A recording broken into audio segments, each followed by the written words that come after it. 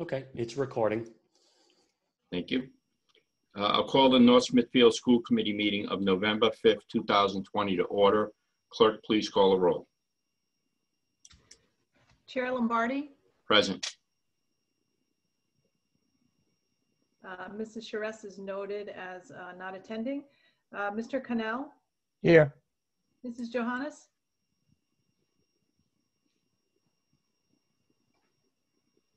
I saw her. Mrs. Yes, Johannes. she was here. Fran, you there?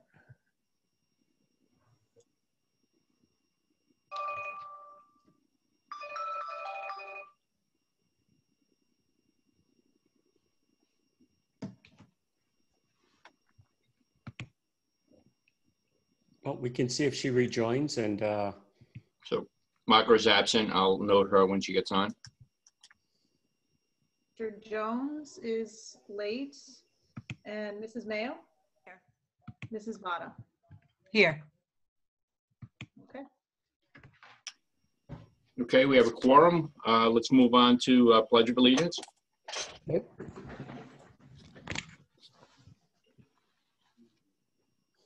Pledge allegiance to the flag Of the United States of America. And to the Republic for which it stands, one nation, under God, indivisible, with liberty and justice for all.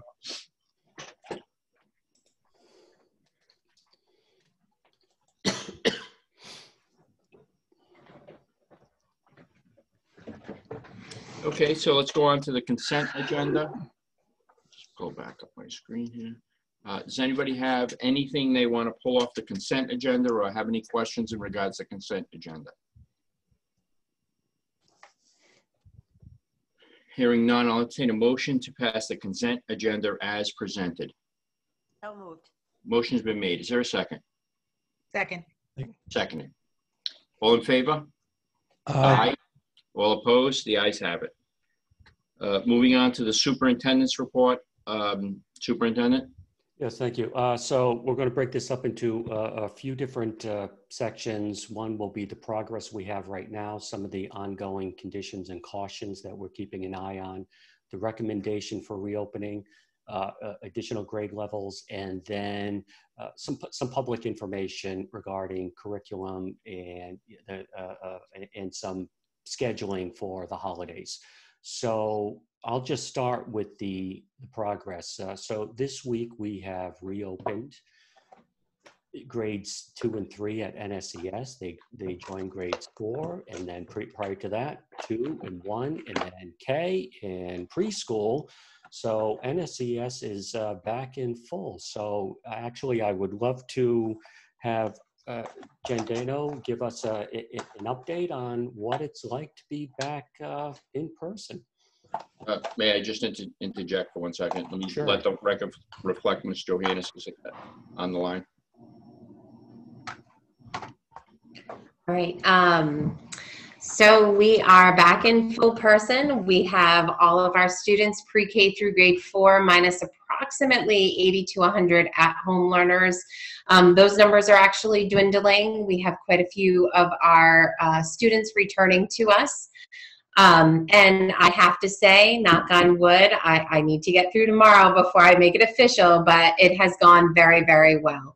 All of the procedures and protocols that we put in place. Am I frozen? I freeze. No. Okay. You're good. All right, just making sure. All of the procedures and protocols that we put in place at the beginning of the year helped out tremendously. Our students are very, very well adept to the protocols and how to walk through the hallways and how to keep themselves healthy. They're doing an amazing job with their masks. The biggest shout out honestly goes to our teachers. Our teachers have been all hands on deck. They have been so super flexible. We are constantly changing how we do things day in and day out. And they honestly have just rolled with it with us. They're so happy to have our kids back. And all in all, I have to say we are so proud of our school community. And we're happy to have all of our kids in. The classrooms are they look full. which that is a little different looking, but overall, we couldn't be happier to have them back. All right, very good, thank you. So one of the things I do want to talk about the amount of the COVID positive cases that we've had so far in the district. And right now we've had 4 students and 3 adults in total, which, you know what, I'm going to be very honest here. Coming out of the summer, looking at school reopening with all of the anxiety and concerns and worries and questions, to be honest, I really thought at about this time we would be switching to full distance learning. And I am so happy that that has not proven to be the case. So one of the things that I would have to say is that it is showing that the community is doing the right thing by trying to keep everybody safe on the evenings and weekends. And within our own walls, our systems and our procedures seem to be working really well. The only infections that we've had, again, very, very few people. Fortunately, they all got better. I mean, it was, just sick for a while, but everybody returned. That they seem to be very effective. So what we aren't seeing is any indication of any kind of community spread within our walls. Anybody who so far has contracted COVID has done it from the outside. And, we can't be cautious all the time, but I think our record has been really good. So this is giving us confidence in our decision, one, to open slowly, to do it right, and also to continue with the reopening. And again, while things are changing around the state, we will constantly monitor our community and our own schools and our students and our families. But right now, we're still good to go. We still have a very safe environment, we feel. We have great routines and protocols. The kids are being fantastic, with the mask wearing and the social distancing. And I hate to say this, but it's also just getting easier. To be honest, I forget my mask is on. I'm just so used to having it. Even when I'm sitting in my office alone, it remains on because that's just the way things are and what we're used to. Okay, Mr. Jones has just joined. If we could make a note. So we do have some cautions going on, and I did send something out to the school committee and the middle school parents and staff in that, yes, we had a staff member have a positive test, and we closed the school on Friday to switch to distance learning in order to give the Department of Health time to do their contact tracing and their calling. Over the weekend, and this is where it's becoming very difficult with staffing. We had about 4 or 5 teachers contacted that they need to go into a mandatory 2-week quarantine. Our assistant principal, who is actually serving as our principal while our principal is recovering from surgery, our school nurse, and our front office admin assistants all had to go into 2-week quarantine.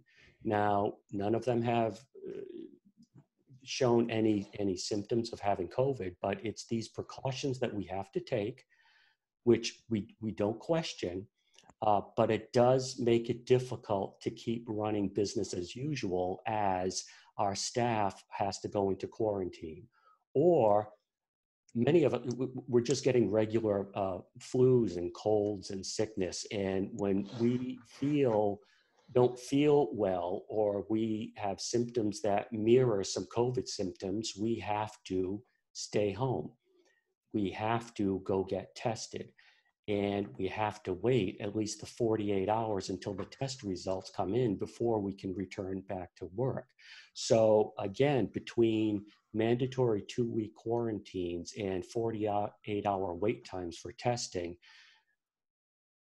covering all the classes and keeping the offices running, it is proving difficult. However, we do have teachers and admin staff, and we're just shifting and moving, and we're doing what we can just to keep schools running, because that after all is our priority. In fact, I want to thank Mr. McGee, who came over this week to serve as principal while we didn't have any office staff. So, again, we're all there. We're trying to support each other. We're covering for each other, whether it's administrators or teachers on their duty periods, covering for colleagues who are under quarantine or waiting for their test results. We just want to say we are doing what we can to keep our schools running all the time, to keep the students in, and to keep everyone safe and keep instruction flowing.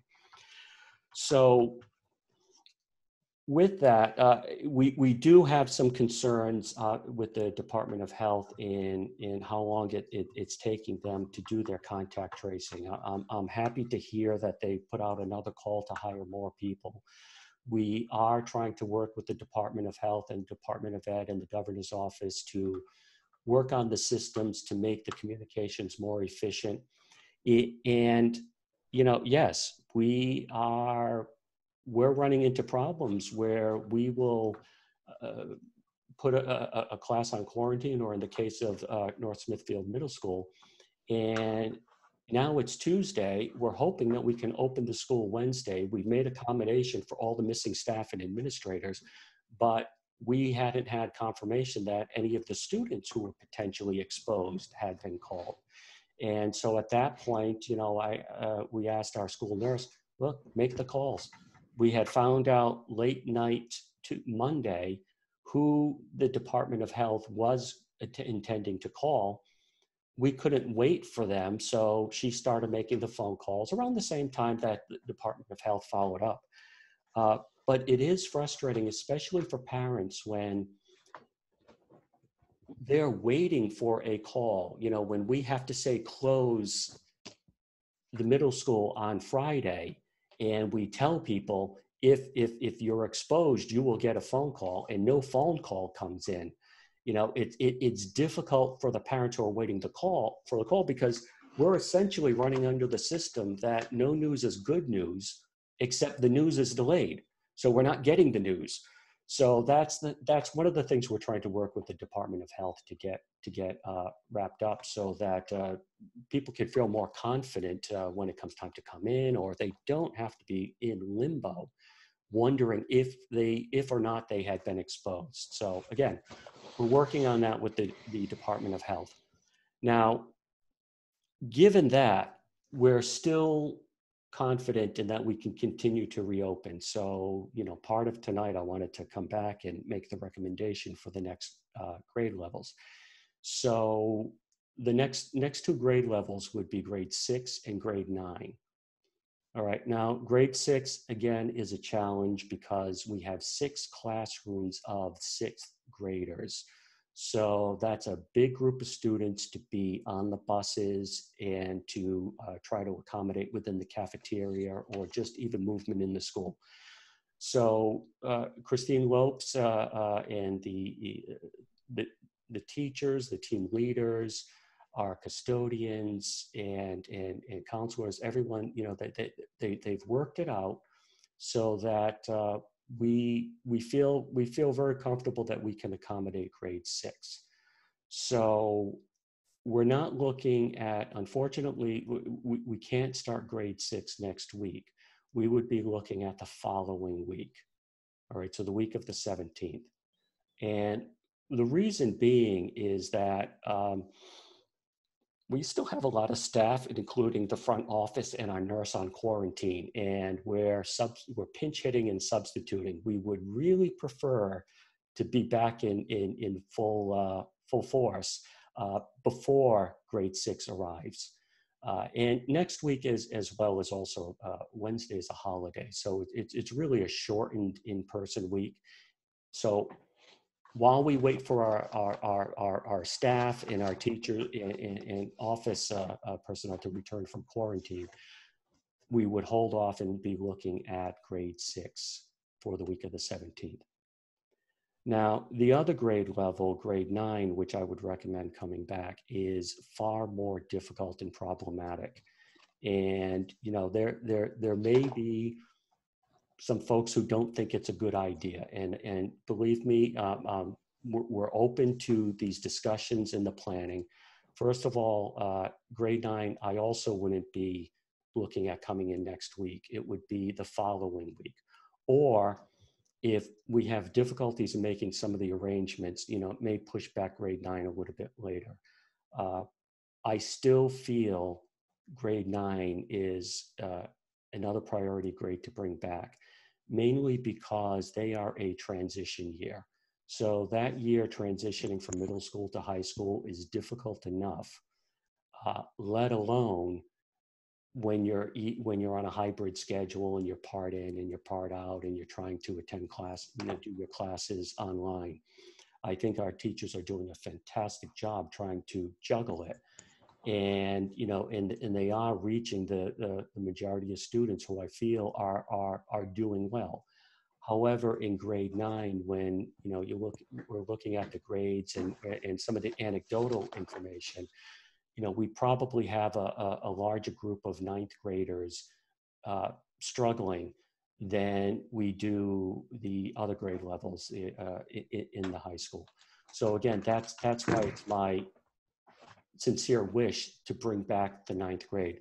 Now, where it becomes difficult is that unlike as we reopen from K through 6 now, our 9th graders aren't in stable groups. Now, some of the districts, high schools that have been able to bring back their 9th grade are structured so that there is a distinct 9th grade academy. And so all the 9th graders are in consistent classes, they have consistent electives, they're not mixed with 10th graders. We do have classes that have students in multiple grade levels. We do not have any means to create any kind of stable groups at the high school. What we do have at the high school is probably the means to move some students around and balance some class sizes. So we probably have a greater ability to keep class sizes into that 14 to 16 range by making some movements.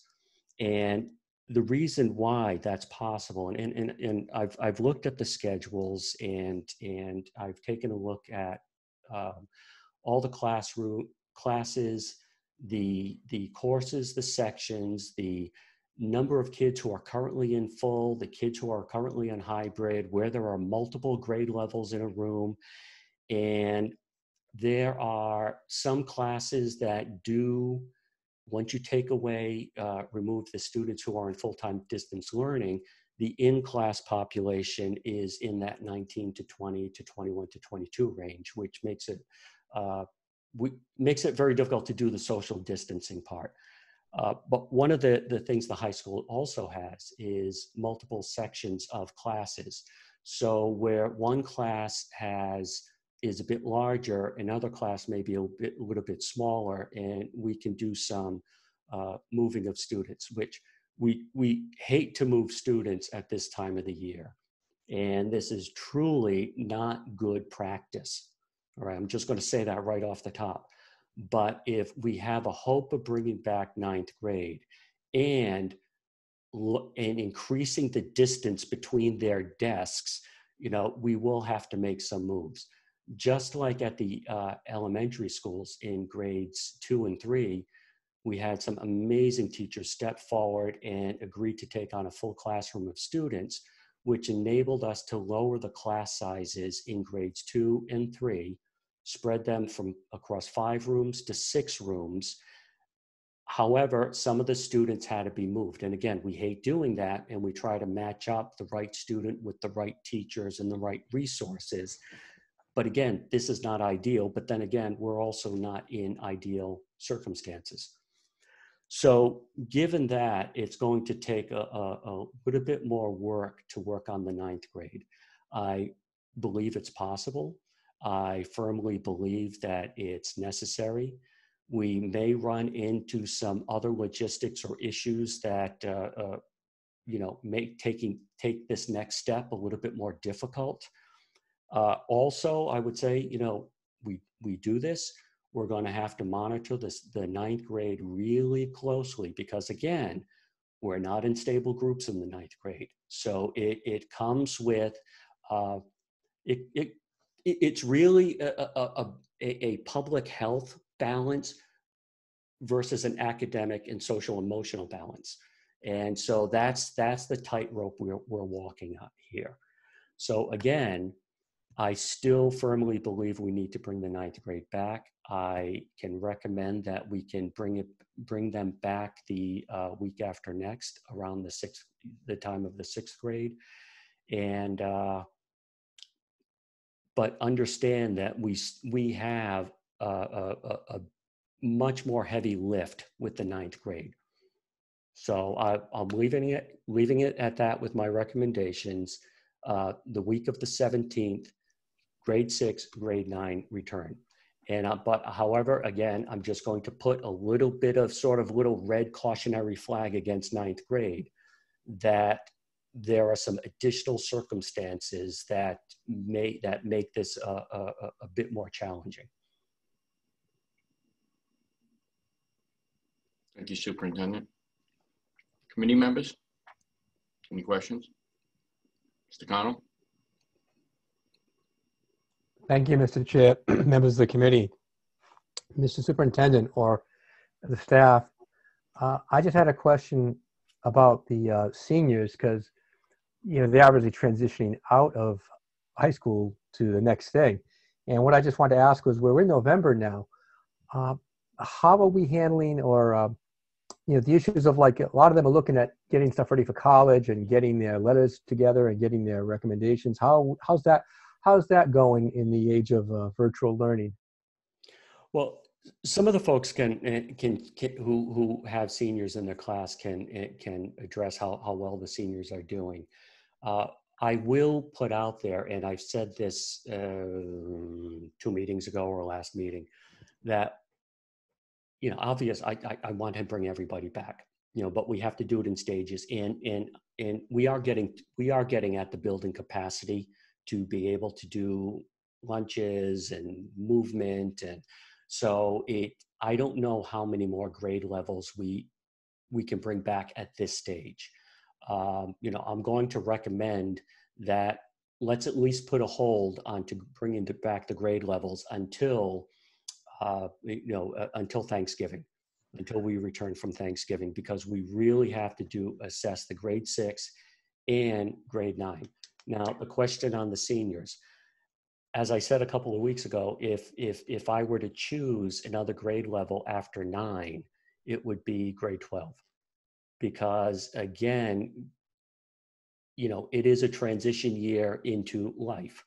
And, I would like to see our seniors at least have a semester in school.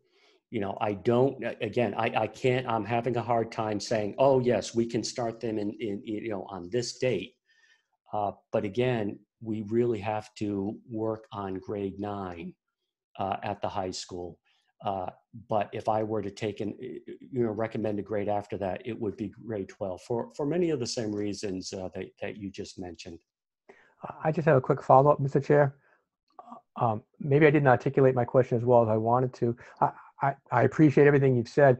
I was just wondering about the students who are looking at, what I'm asking is, in virtual, what are we doing in terms of things like helping with the college applications? I know when was it? Last year, I know we had quite a few workshops with the kids, but both parents and kids are able to go, and we had a lot of help with financial aid planning and applications and all that stuff.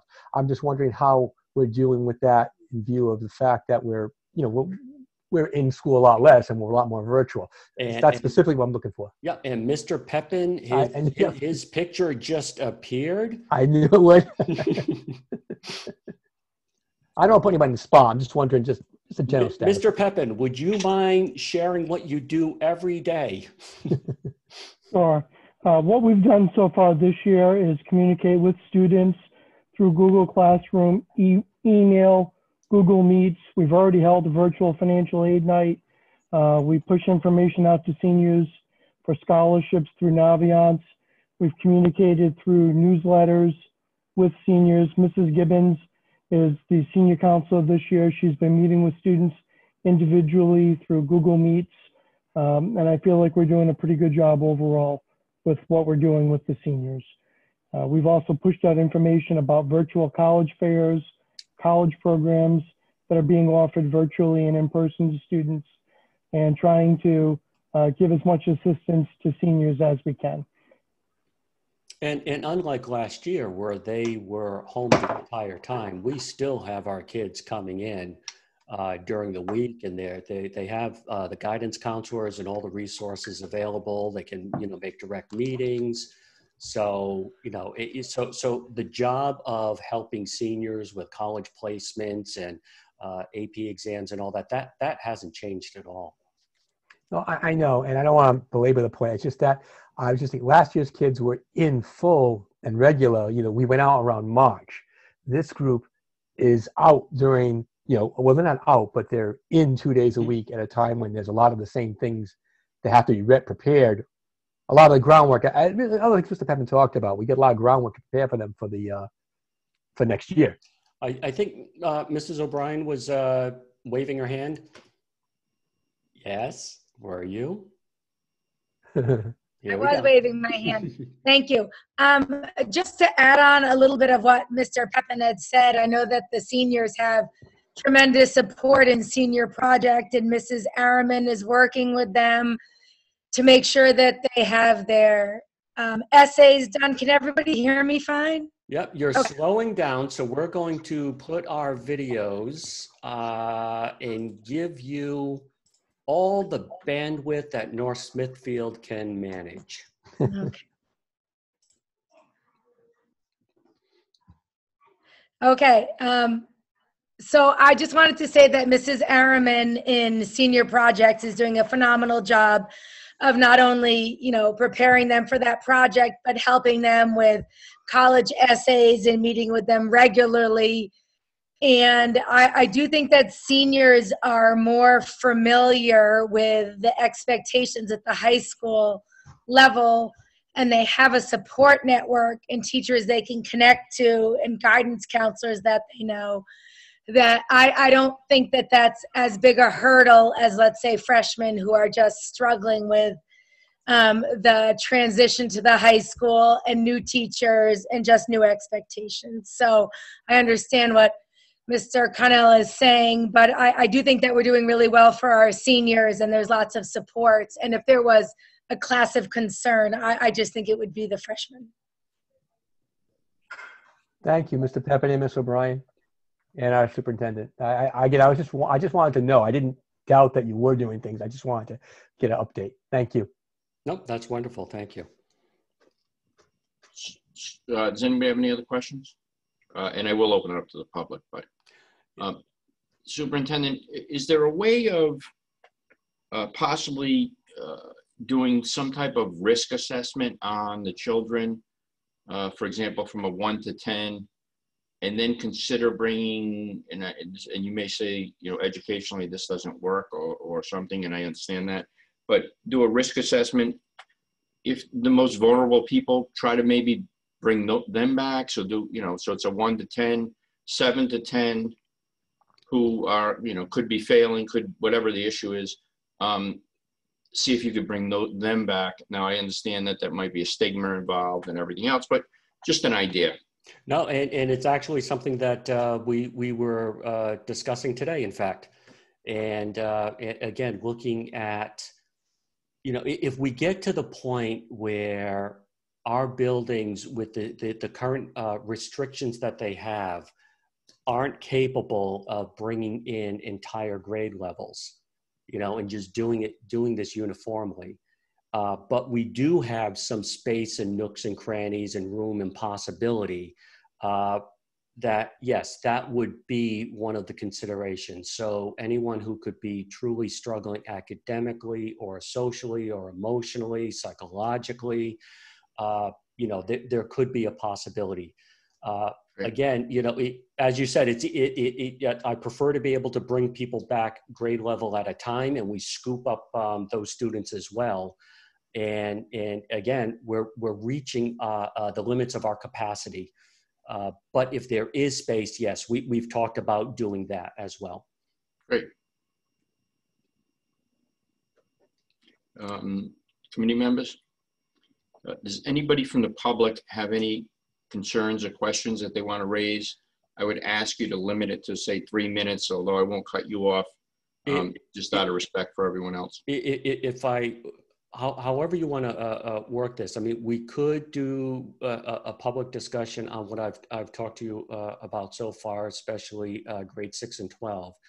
I do have some information that we want to share as far as communication, as far as forums with parents, but also some of the work and the changes, and just remind people of what we doing and what we are doing and plan to do with the curriculum and with homework and grading. So maybe we should go through that piece and then open it up for public to sort of everything. Sounds good to me. Sound okay? So actually, if I could ask our Assistant Superintendent Claire to Arnold, there she is, and to discuss, to actually review some issues and discussions and conversations and reminders around curriculum, homework, and grading. Okay. So just a friendly reminder that over the summer we had a group of teachers and administrators that worked together to make our plan for this coming school year. And so our focus was really on the critical standards and how we're going to implement those standards and what practices we're going to use.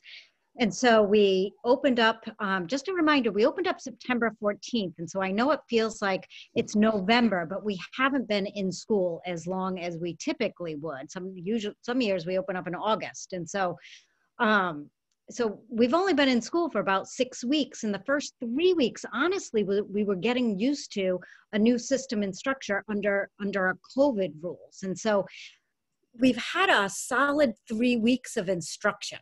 The last 3 weeks of instruction, as far as getting our systems and structures in place where we have a rhythm to instruction. And so now we can stop and we can look back and reassess and say what is working and what is not working. And so to say what is working, I'm going to say first and foremost, the teachers. The teachers are working and they couldn't be working harder.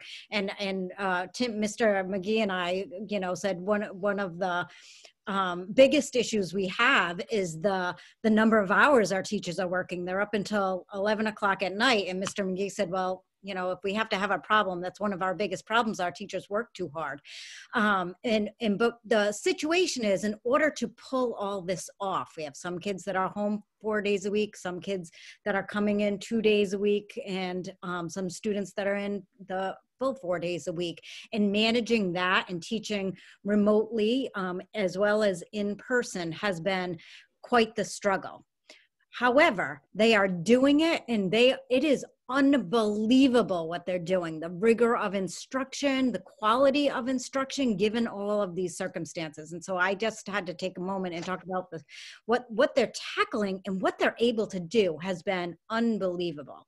And so I'm incredibly proud of the work that they're doing. But now we're starting to say, okay, where are we and where are we going and how can we fine tune this? And so some of the things, and I'll start with the elementary. Obviously, elementary is now full in-person or full distance. And so teachers are still juggling, but they're only juggling 2 groups of students. And so, and we've opened up a couple of additional classrooms.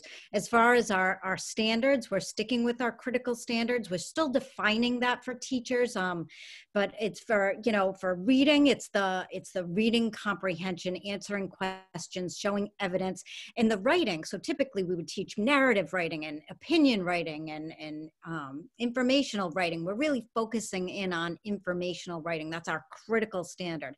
And so we've then changed the report cards. And so we took some standards actually off the report card that we normally would report out on, because we have a standards-based report card. And it doesn't mean we're not teaching it, doesn't mean we're not ever doing narrative writing, but we're not focusing on that because that's not one of our identified critical standards. And we're doing the same thing for math. At the middle and high school, it is trickier because we still have so many cohorts of students. And so you do have your Tuesday, Wednesday students, you have your Thursday, Friday students, you have some students that are 4 days in person and some students that are 4 at home. And so that is a lot to juggle and manage. And I think that some of the conversations we're also having is about the type of instruction and the type of activities that we're having the students do. And we have some recent conversations about the amount of assignments we're giving students, and we want to reassess that and possibly reduce that for the assignments, because some of the students are feeling a little overwhelmed with the workload, but the teachers are feeling overwhelmed with communicating to the students. You haven't gotten this in, you haven't gotten that in. And so it's kind of creating a cycle of a cycle that we want to fine tune. So we're trying to find the balance for that, like the amount of actual written produced work that we're expecting students to hand in. We're also giving students multiple opportunities. And so, you know, there may be in the past, we're a little bit more strict. Well, this is the due date, or you didn't do well on a quiz, I'll let you do a makeup. Well, teachers are letting students and encouraging students well past deadlines to get work into the teacher. If they didn't do well on a quiz, another time to study, and a study guide and some extra help. They have office hours kind of after the school student day. They'll have office hours and say, come on at 2 o'clock, I'll meet you on, I'll review everything with you. You can retake the test 2 days from now, or the quiz 2 days from now. And so we're trying to continue to do that. And they're actually doing a great job with that. But we also have to fine tune it. And the other thing we want to fine tune is by department and by content area, what are those critical standards? And so we may be defining that a little bit more. And it looks different in every content. So it may be, you know, in one content area, we're doing less units of study. Another content area, we're doing more units, the same units of study, but we're focusing on less objectives within that unit of study. We're definitely, our teachers are well aware of, you know, working with our children on not only their physical health and making sure they're safe when they're in the building, but their social emotional well-being, and of course then their academic growth. And really that's the priority order. It's the physical health, social emotional, and then our academic growth.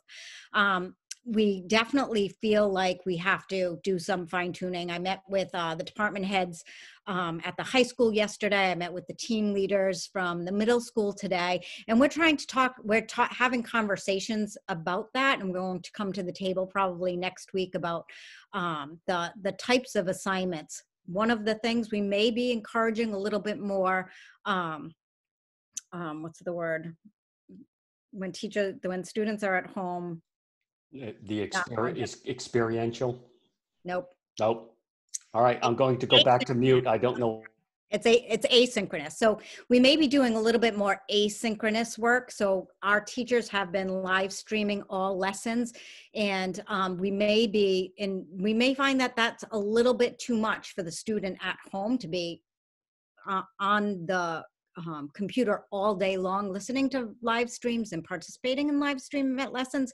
So we may do some more asynchronous work, but I don't want to say too much because we're still in conversation and we're still trying to tackle that together, but we will be having conversations. And then I know Mr. McGee and Mrs. Lopes have had conversations about how, and Mrs. Dano also, about how they're going to have some communication tools put into place to share that information with students and with parents. And so I think like a Zoom town hall for high school, and Mr. McGee can talk about that a little bit, that they're planning. And so that would be a way to have conversations about that. And so that's where we are. I don't know, Mr. McGee, did you want to add anything to that? Yeah, I think you're doing a good job. Claire's kind of going over the conversation that we've been having the last couple of days, and she's exactly right. The thing that I'm getting from most of my faculty is that there's a large population of kids that have kind of lost interest in everything. It's Bill Pepin said it best the other day. It presents itself as apathy, but I think it's really pandemic depression. Like they've just kind of given up. They're not even. I say the teacher's hitting the ball over the net and the ball's not coming back. You know, and the problem is that they're giving the students multiple opportunities, but you could give them more multiple opportunities and they're still not getting the content back, particularly in the 9th grade. That's why we're focusing on trying to get the 9th grade back. If you think about it, the 9th graders, they missed that last quarter of instruction last year. Then they're transitioning into a new school, a new building, new teachers. Those relationships that we normally forge right at the very beginning of the year have been slow to do that because of the way that we're conducting business now. So we have an unusually high failure rate in the 9th grade. I should say it's typical to see 9th grade failure rates fairly high because of the transition anyway. But when you add all these other things in, it multiplies it and it makes it even worse. So that's why we want to get the 9th graders back.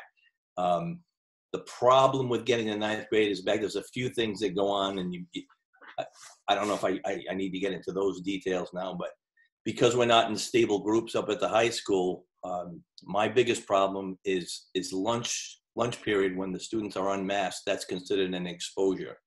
So to combat that, we've assigned seats, and students are at the same assigned seat, the same assigned table every day.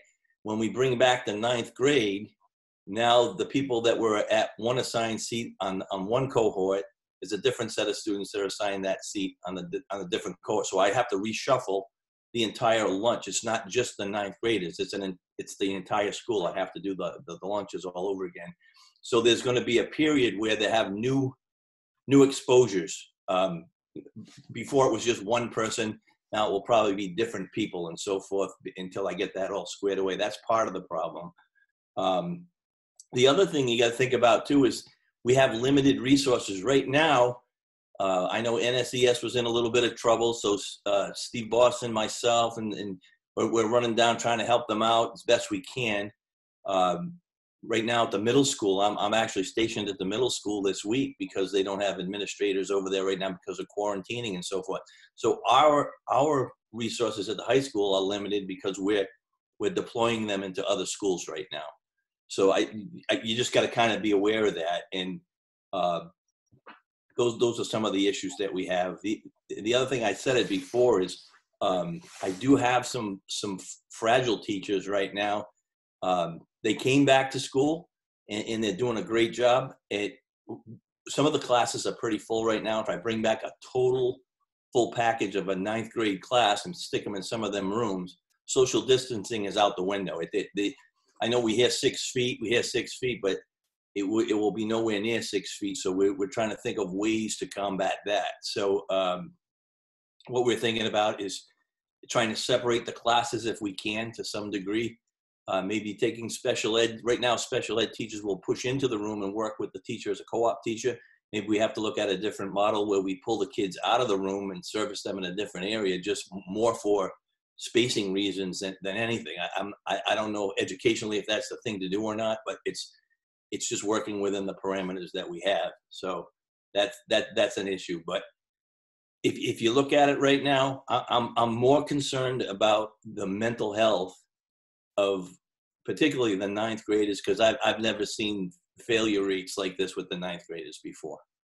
So that's why we all have mixed feelings about it, because there's a health component to it too, right? Bringing the kids back and trying to get more kids in a room. I know I have some fragile teachers right now that they're kind of at their limit right now, and I'm going to do the best to support them, and I don't want to throw them in a classroom that's overloaded. So it's my job to try to find how to how to mitigate that, how to separate that so they don't have as many. Right now, we actually had that situation, even with the cohorts, where we switched in the classroom that was pretty full, small classroom, we put them in the library that period to kind of space them out a little bit. But as we bring back full grade levels, I'm not going to be able to do that. So we've got to kind of look at that. But another thing, my PE classes right now, what we've done is because they're only in school, each cohort's in there for 2 days. So we give them physical education on those 2 days that they're there. In opposite PE, normally what we do is we give them an academic assistance period. We've been telling them to do that at home. If we bring them to school, then they'll have PE for 2 days, and I have to find another place for those 9th graders to go. So I have to set up more classrooms for academic assistance during those PE periods.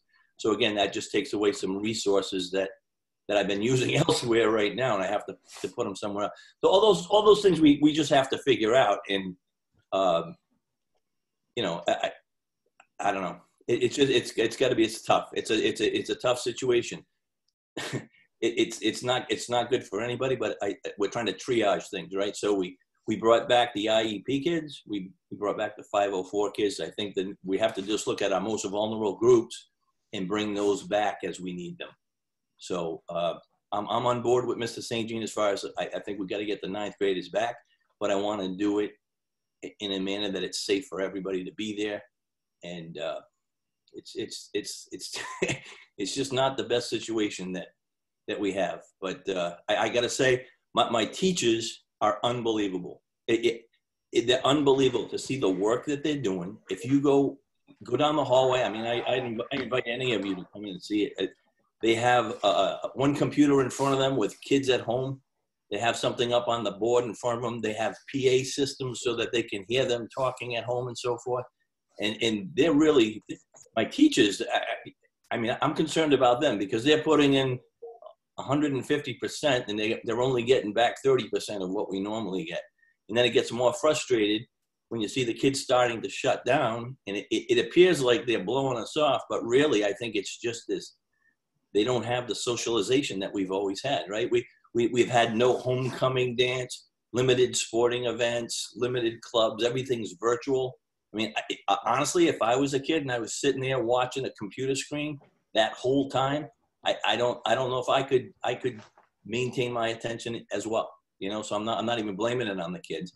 So I think the best solution is bring them back, like get them back into the game again. At least if they're there 4 days a week and they're moving around, I think that's the beginning of it. The other thing that we talked about too is we thought as a group that there'd be a big spread in the school. Like once the students start returning, one student's going to give it to another. But I've been super impressed at how well the kids conform to the rules. I thought I was going to have all kinds of problems with students wearing masks. I have one-way directional hallways and so forth. They're following the rules. They're doing, in fact, they're almost too good. I'm not used to them being as good as they are. We have minimal problems. They all conform. They do what we ask them to do. I have one teacher that takes out her spray every day and says, "This is the cootie spray. We're getting rid of the cootie." Like they're trying to make light of the situation, but they all do it. So everybody's doing what they're supposed to be doing. But I think this whole pandemic is having a psychological effect that we need to address. So as much as is a problem as it is to get the 9th graders back, I think we start with that. Natalie, I'm just looking at Natalie right now. Natalie, you were expressing how your 9th graders, you have some of the upper crust 9th graders in your We the People class, but most of the others in your department are reporting that it's a lot of apathy, trouble getting work back from them and that type of thing. Yeah, I mean, I just have to say that I think that teachers more than ever are doing their best to connect with kids and give kids every chance that they have. And I think that people who thrive being educators and love to connect with kids are in some way feeling a little saddened by, the difficulty that it can be in these times. But I think that for a lot of kids, it's just really difficult, and that teachers are feeling the frustration of working hard to connect with kids, and just knowing that for some kids, it's just extraordinarily difficult at these times, and everybody wants to find a solution. And I think that's what a part of this meeting is about tonight, to try to find a way to use all of our energies in the best way. So one of the things that we have on our list of things to do is create some sort of a town hall type meeting where we can all get together and brainstorm. As teachers, we do this all the time. The parents that I've had contact with and talked about it, they're seeing the same thing. Like the student is having a hard time. They're trying to get the student to work as well. So the teacher's pushing the student, the parents are pushing the student, but still there's no result, right? Like mom and dad are going to work and they're there alone trying to get the work done. They're coming to school. They're staying on the computer and so forth, but the assignments that they're getting, they're just not getting it done. So we're trying to balance. Are we as teachers giving too many assignments? Like, I know just to try to keep the students involved, a lot of teachers are giving out like little check-in type assignments and grading them all. Would it be helpful if we didn't do that? I don't know. Those are the type of things that we got to look at. I keep asking my teachers time and time again, give the kid every opportunity you can. But as a teacher, if you hear that all the time, after a while you start thinking, well, what am I doing? Like I'm doing everything. I'm giving them every opportunity I can, and they're still not doing it. So when we look at it, I talked with Mr. Pepin the other day, and it really seems like it's depression. It's lack of socialization. They're not being defiant. That they're just in a funk right now. So just something we need to address. So I believe that the way that we do it is we get them back in school. And to follow up with that, Mr. McKee mentioned a town hall. What we're also looking at doing is taking that a bit further and do a monthly online meet with parents and students and our teachers, and for each school. So we're just working out the schedule on the best way to do this. So it could be the second week of the month. Maybe one school has theirs on Tuesday, the other one Wednesday, the other one Thursday, or we take one night and we just sort of queue them up at 3 different times during that night. But again, these school committee meetings have been fantastic, especially with all the special meetings that we've had and the amount of parents and the community involvement on these. But you know what, we can take this outside of the school committee realm and just talk school business and kids and homework and these needs. And again, I mean, our parents are offering great ideas, and they're giving us feedback, and we hear the frustration, plus we hear what's working. And, ultimately we're in this, our teachers, our administrators, our parents, because we just want to keep the kids moving forward. So we will be sending out a timeline and a schedule for these scheduled meetings. And the last thing I want to say before we switch over to the feedback part is that one of the things I would ask is that families, if they don't feel that they're getting the emails or the phone calls that they should, check in the Infinite Campus, the parent portal, and check your contact information. Call your school and just verify your information. When I sent out that notice to the middle school that on Thursday, that Friday was a distance learning day, the next day we had some parents who were dropping kids off. And I took a look at the system report, and there were 17 numbers were blocked. We had 3 phone numbers disconnected. We had 8 numbers which had no answer. So, our secretary did try to reach out to those families just to verify all that contact information. I just want to stress the importance of making sure that your emails, that your phone numbers are up to date so that we can reach you rapidly if need be. All right, so that's, yes. So I just wanted to make one statement. To you, Superintendent, Mr. McGee, Mr. O'Brien, thank you for the information. More importantly, thank you for the candor that you're expressing this on. We understand that there are struggles all the way around, and we do need to hear that. So thank you very much. We appreciate that. Go ahead, Superintendent. Did you want to move? I'm all set. We do have a couple of hand raised. Okay. Would you like to move on? Yep. Mr. Neri? Hi, everybody. Thank you. You know, I wasn't going to say anything tonight. I feel like every time I'm on here, I kind of say the same thing. And I don't know. I'm sure it's not falling on deaf ears, but it kind of feels like that sometimes. But I did want to say that I think the most important thing that I've heard so far in any of these meetings is what Mr. McGee just said. I think he's starting to see what I've been saying right along, that you know, these kids, this virus is having much less of an effect on them as the mental aspect, the social aspect of not being in school. And I almost want to say, you know, the CDC change of distancing from 6 feet to 1 feet as long as they're wearing masks, and I would venture a guess as to the reason for this was exactly that, because they know that these kids not being in school is much more damaging to them than this virus itself, and being 6 feet apart. I think it seems like we're stuck on that, and that's preventing getting these kids back in school. And I think that, you know, the CDC, and especially what Mr. McGee said tonight, is we have to look at that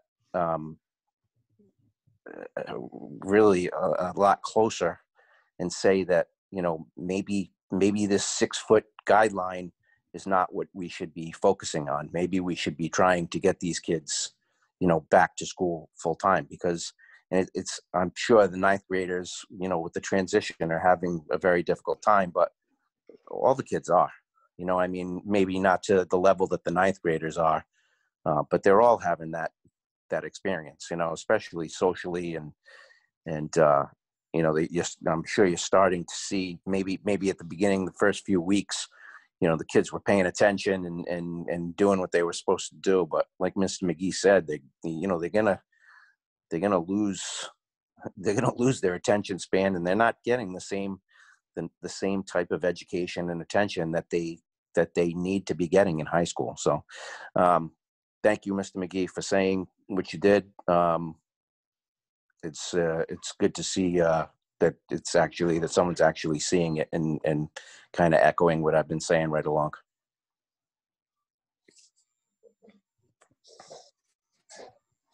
Thank you, Mr. Neri. Mr. Hallowell?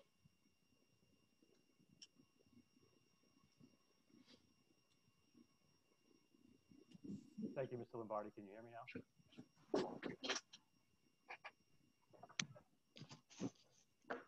Go ahead, Mr. Hallowell. Can you hear me? Yes. Okay, sorry about that. I don't know what happened. Thank you. One question and maybe a question or an idea. Mr. St. Jean, as you've brought these grades back over the past, you know, couple of weeks or so, what's been the experience from the kids who are hybrid, who are invited to come back, in terms of choosing to come back and are going distance learning? And then conversely, the distance learning kids who now have the option to potentially go back full time, are they choosing to come back? You know, more or less, like what, you know, who's going where, or is it just wash itself out? It's been somewhat of a wash. However, Ms. Dano, Ms. Lopes, if you're on, what has been your experience with the grade levels that have come back? I'm sorry, I am not videoed. I'm in my car right now. So in terms of what we're seeing at the elementary level, we have students who are full-time at-home learners switching to in-person, and then vice versa. After we had the initial COVID case in the school, and then as a result of some of our students having to quarantine because of extracurricular activities, we've had parents kind of choosing flip-flopping both ways. So that's kind of what's happening at the elementary level. I would agree at the middle school level. It is sort of a wash. We've had very few DL people who have decided to come back now that we've added days. I think it actually, I think maybe one or two, but we have had people who did not want to come back 4 days leave. And as a matter of fact, I think just today we had a couple who, because we had a COVID case, decided to pull their kids because they were scared. So It's been a little bit of a wash. There hasn't really been much of one way or the other. Kind of along the lines of what Mr. McGee said, I really appreciate his comments in terms of, what he's seen in kind of the pandemic fatigue setting in. I do have a 9th grader, and I'm seeing that firsthand as well. And I fully understand and appreciate all the challenges you guys are going through. And this may be an out-of-the-box idea that somebody's thought of, but maybe not. I'll throw it out there anyway. For the high school kids, and maybe you could even do it 7 through 12. Instead of thinking about, all the kids I think want to be back in school, right? And it's like, how do you do it safely? Have we thought about ever, doing a shortened day for 7 through 12, where they come in for their core classes and not have lunch at school? Because I know lunch is one of the biggest problems. And maybe then do their, electives and PE, asynchronous or virtual at home, after they return home from coming in for their core classes. And, I know for maybe a shortened period of time that may increase the capacity, but maybe by then putting the electives and some of the asynchronous or PE stuff at home, could you then create that academy style for each grade to make the pods more stable? Right. And I know this is probably completely flipping the model on its head. However, and I'm just throwing that out there as as everything I heard of tonight, has that been put on the table? No, actually, we've had a number of alternate scheduling conversations as we within the past couple of weeks, as we mentioned, and we're seeing, some of the struggles with our students and parents in particular. But yeah, honestly, all ideas are on the table. I mean, we're not fixed into one mode of operation. I mean, yes, we do have boxes we need to check with the Department of Ed regarding hours and service and types of courses, but we're looking at as much flexibility within that as we can. It really is just about we have to meet the needs of the kids. Thank you. Thank you, Mr. Hallowell. Next person is Beth. Hi, I just wanted to answer Mr. Connell's question about seniors. I have a senior, she's 18. She actually put in her first college application this weekend. She wanted in for early approval or early something. But yeah, she was helpful. They've got the Common App. Is that what it's called, Ellie? The Common App. They've got all the information there. And she's, she needed something and reached out and they got right back to her. So they are working with the students, the seniors, to get everything they need. That's all. Thank you. Thank you. Ms. O'Brien, did you want to speak?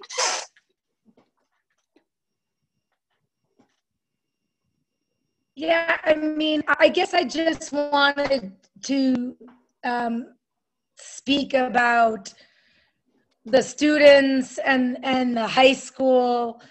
So I did talk earlier about the freshmen struggling, and we all care about mental health and we want our students to do well. I hope that goes without saying. And the faculty is totally amenable to making changes. However, I think rushing to get everybody back because it might be an easier fix doesn't necessarily make it a better fix.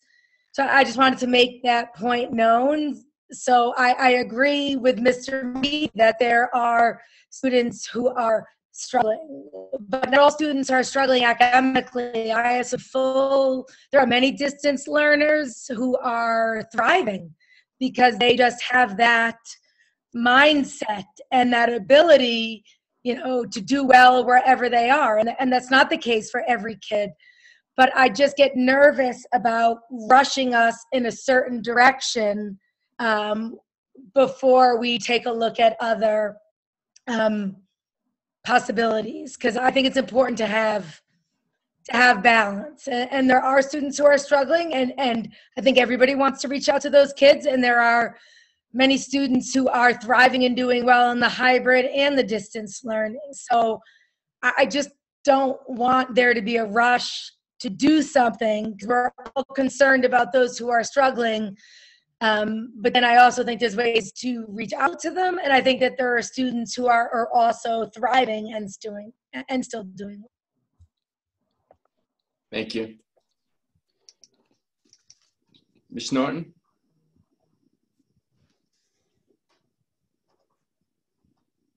Hi. Well, I'm really floored and so very much impressed by the dialogue that you are all having.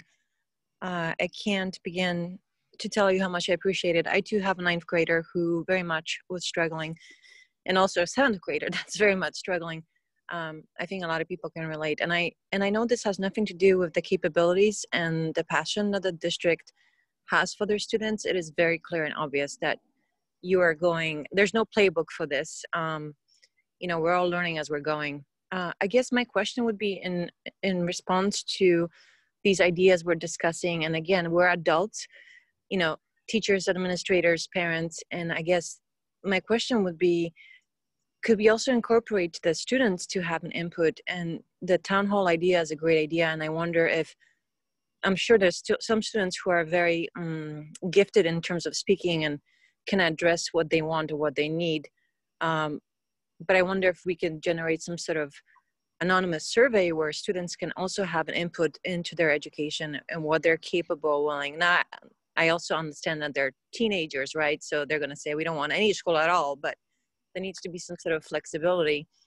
And I guess I would love to see some sort of involvement of the group that we're speaking about, because this is their education. And I think given the times, they should have some input in it. That's all I have to say. Thank you so much. Okay. Thank you. Does anybody have any additional questions? We have Nat has his hand raised. That's Natalie O'Brien. Oh, You already spoke. And Ms. Norton already spoke. Mrs. Norton, I do want to say that students would be involved in that process. And when we were talking about a town hall meeting, that was one of the first things that Mr. McGee said, is the students have to be involved. And you'd be surprised. They don't say, I don't want to go to school at all. They really don't. Our students are honest. They're articulate. They care, they miss school, they miss their classmates, and when we've reached out to them, they have given us great advice, great ideas, and they've been part of that conversation. So all along we had planned that they would be part of that conversation. That's fantastic. Thank you. I applaud that. in fact, I would say a lot of the initial training with the teachers as we were moving into this virtual world, it was driven by the student input and feedback, and in some cases tutoring.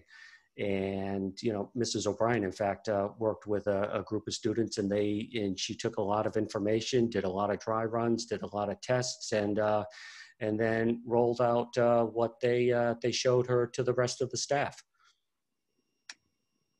Thank you, Superintendent. Any other questions? So, Superintendent, it's not on for a vote, but I assume that the school committee wants you to move forward.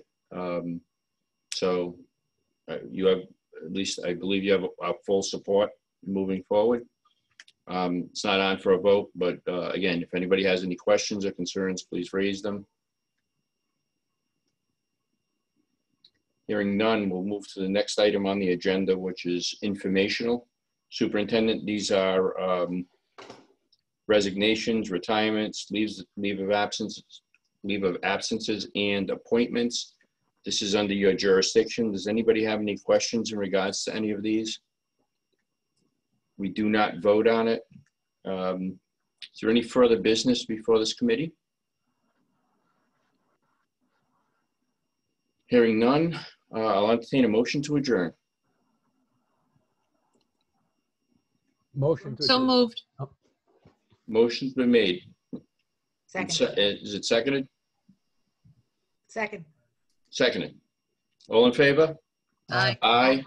All opposed? The ayes have it. We're adjourned. No, we're not. Sorry. I just got a text from Claire reminding me of something that I forgot to tell everybody. Okay, you gotta shut the, but is it a, go ahead. No, it's okay. The week of Thanksgiving.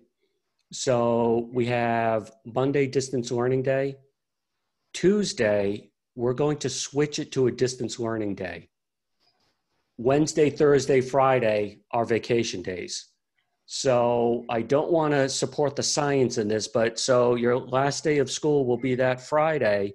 So you have all weekend and all the way up to Thanksgiving to keep yourself COVID free. So if you want to see grandma, you know, we're going to keep you at a distance, keep you at home. So we'll send something out officially, but that Tuesday of Thanksgiving week will be a distance learning day.